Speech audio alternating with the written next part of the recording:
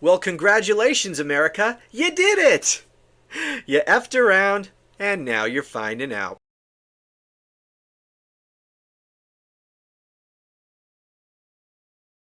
Now, where we left off, we were talking about the tariffs and speculating as to the reasons why he would implement these tariffs. Because we've been told so many different things about it. During the campaign, his defenders, like the Wall Street Journal people, would tell us, oh, don't worry about it. He's not really going to do these tariffs. He's a genius businessman. He knows that these would be terrible for the economy. He's just doing this to get a rise out of you. He's just owning the libs. Don't worry about it.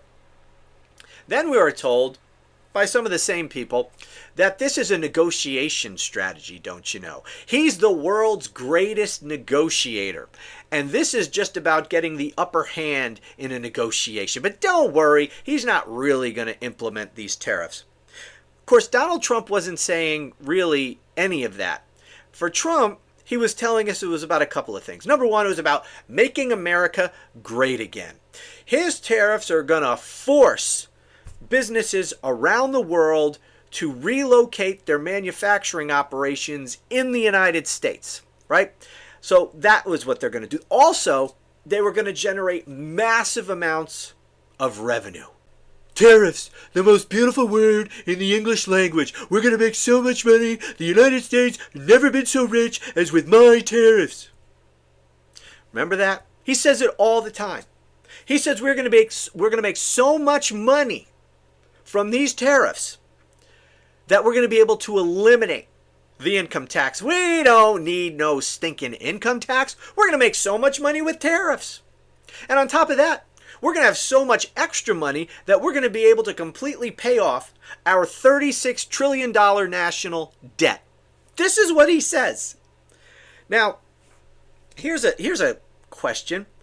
If we're going to be making, if we're going to force manufacturing companies all around the world to relocate to the United States, and therefore avoid our tariffs. I mean, that's the reason why you would relocate to the United States, so you don't have to pay tariffs. So if they all move here, as he says they will, well, then they're not going to be paying tariffs. So how the hell are we going to make so much money with tariffs if we're not tariffing anybody? The whole thing makes no freaking sense. But then again, we're talking about the stupidest person in the history of American politics. So that shouldn't surprise anyone. So the other issue we raised was, well, maybe he's doing the bidding of Vladimir Putin, because Putin would like nothing better than for the United States to destroy its relationship with countries around the world, get into trade wars with them, start wars with them, invade Greenland, invade Panama, all of this stuff. He'd love that. Go to war with our NATO allies.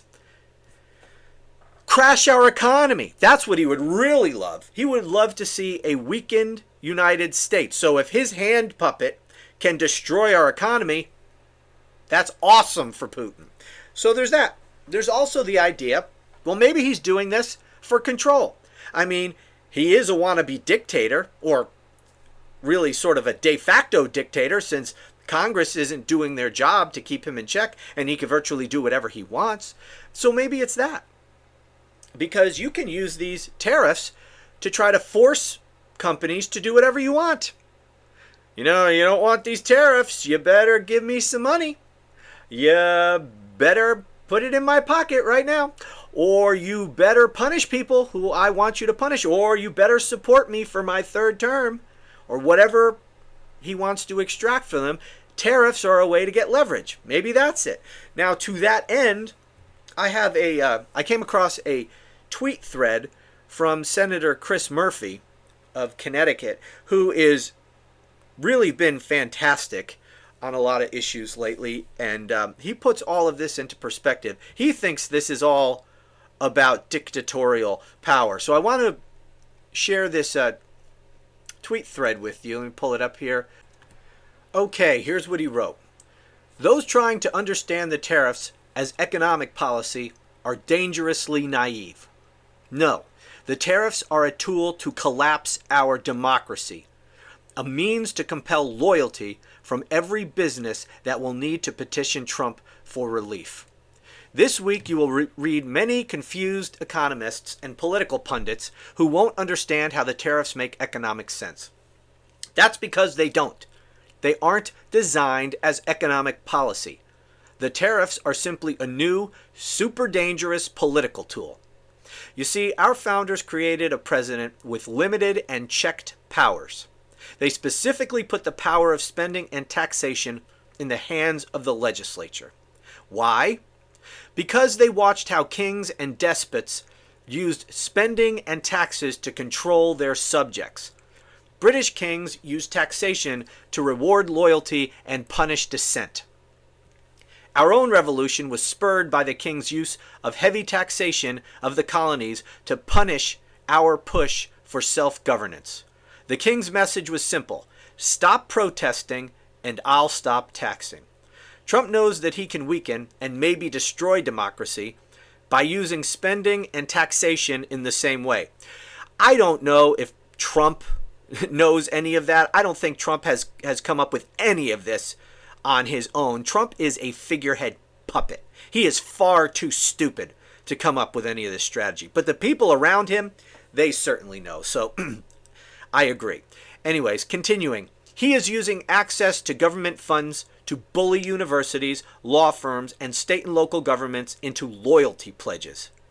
Healthy democracies rely on an independent legal profession to maintain the rule of law, independent universities to guard objective truth and provide forums for dissent to authority, and independent state and local government to counterbalance a powerful federal government. But the private sector also plays a role to protect democracy. Independent industry has power. The tariffs are Trump's tool to erode that independence. Now, one by one, every industry or company will need to pledge loyalty to Trump in order to get sanctions relief. What could Trump demand as part of a quiet loyalty pledge? Public shows of support from executives for all his economic policy, contributions to his political efforts, promises to police employees support for his political opposition. The tariffs are designed to create economic hardship. Why? So that Trump has a straight-faced rationale for releasing them, business by business or industry by industry. As he adjusts or grants relief, it's a win-win. The economy improves, and dissent disappears. All right, I'm going to take a little issue right there. The economy may improve marginally as he takes off some of these tariffs, but it's not going to just. He could get rid of all these tariffs tomorrow, and the damage will still be done, because the man's a madman. The man cannot be counted on. So businesses around the world, countries around the world, are going to make other arrangements. They are going to disentangle themselves from the United States as much as possible. And even if Donald Trump uses this strongman routine where he takes off tariffs in exchange for pledges of loyalty, that's still not going to undo all the damage, because no business and no country around the world is going to think it's a good idea for them to just go back to the way things were with the United States. So it's not going to happen. So I do take a little bit of issue with this. Anyway, continuing. And once Trump has the lawyers, colleges, and industry under his thumb, it becomes very hard for the opposition to have any viable space to maneuver.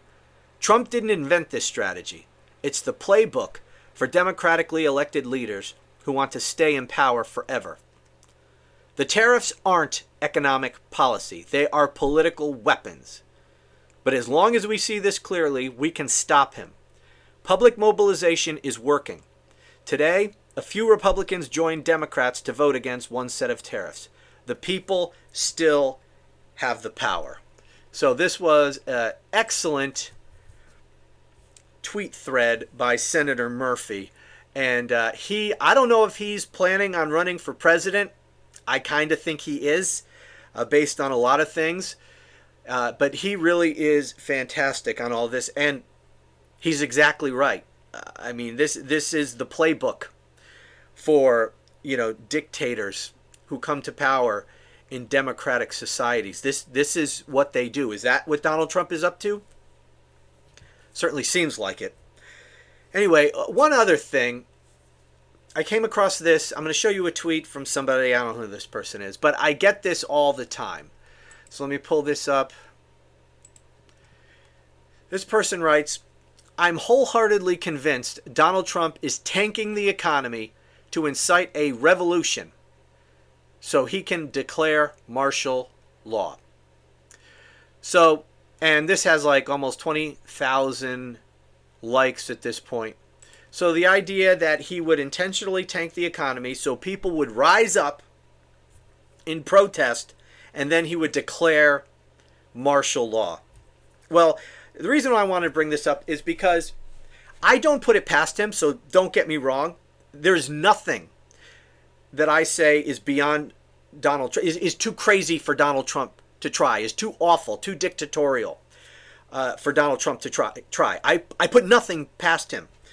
But I'm not worried about martial law because I think it's a fantasy. I don't think this could actually work. First of all, it's illegal and unconstitutional. I know that doesn't matter. The law and the Constitution don't matter to Donald Trump.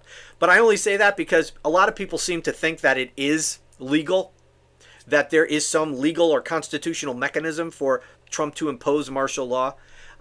People think that presidents in our past have imposed martial law. No, that's never happened. There's been a few occasions when presidents have invoked the Insurrection Act to for purposes of using the military for domestic law enforcement. But that's not what martial law is. Using the military for domestic law enforcement is actually legal in certain circumstances, and it's not martial law. People don't understand what martial law is. Martial law is disbanding civilian government and replacing it with rule by the military. Martial law would be to essentially dissolve the government of the United States and of all the states and rule with an iron fist through the military. That's what martial law is. Now, I don't think most people know what they're talking about when they throw out martial law, but I encourage people, think that through. What do you think that looks like? Don't just say martial law like we all know what you're talking about. Explain it. Specifically, I ask this of people all the time, and I never, and I mean fucking never, get anyone explaining to me what they mean by martial law. People throw it out there all the time, but no one can explain it. So what exactly are we talking about when we're talking about martial law? And how exactly what exactly would that look like in the United States? And how exactly would he be able to do it? Because I think it's ludicrous. It's laughable. There's no way he could impose martial law on this country for a variety of reasons. But just think of it this way. The military, active duty and reserve, all of them are about 3 million. Of course, we have military spread all over the world. But count them all together, maybe 3 million. This is a huge country, a huge landmass of over 330 million people, 50 sovereign states, countless cities and towns. And we are the most heavily armed population on the face of the earth. It is simply an impossibility for Donald Trump to impose martial law and lock down this country and rule us through the... It's just, to my mind, insane. But wanted to throw that out there. And you know what? Honestly, about this martial law stuff, I say bring it. Bring it on. If that's his plan, if he wants to try to impose martial law, then let's get on with it. Because it's not going to go the way he thinks. If he's going to try to impose martial law on this country, it is going to end very, very badly for him. It's going to end in the end of his presidency. That's how it's going to end. He will not survive as president if he tries to pull martial law. And that's even assuming that the military goes along with this. Remember, as I said, that's not legal. Martial law is not legal in this country. Therefore, if he orders the military to impose martial law, that is an illegal and unconstitutional order. The military is duty bound to ignore that order, to refuse that order. So I don't think for a second that our military would go along with an order from Donald Trump to impose martial law on this country. And I know some of you are thinking, yeah, but a lot of people in the military are super MAGA. Yeah, I know. That's true. Even considering that, I don't think there's any way this military would obey an obviously illegal and unconstitutional order. Because you know what? All of them, in addition to it being a violation of their oath and everything they stand for, they would all be subject to prosecution afterwards. And if it didn't work, right, they would all be facing prison. That's what they would be facing, and they could join Donald Trump. But it's not going to happen. They wouldn't follow that order, and even if they did, there is no way that they could be successful in implementing martial law. And it will end in the Trump presidency. And one more thing. Since it's not legal, it's not constitutional, the president has no authority to impose martial law, he therefore would have no immunity from prosecution, because Donald Trump only has immunity from prosecution for things that are within the scope of his authority as president to do. Martial law ain't one of them. So when this all fails, this ends with the end of his presidency and Donald Trump going to prison. So if that's where he wants to go with this, I say bring it on. You want martial law? Bring it on, baby. Anyway, looks like this video is already too long, so I'm going to have to do a part 3. So stay tuned for that. America, you really screwed the pooch. You effed around, and now you're finding out, and I've got a lot more to talk about. So please watch for that next video. I'm going to talk to you soon.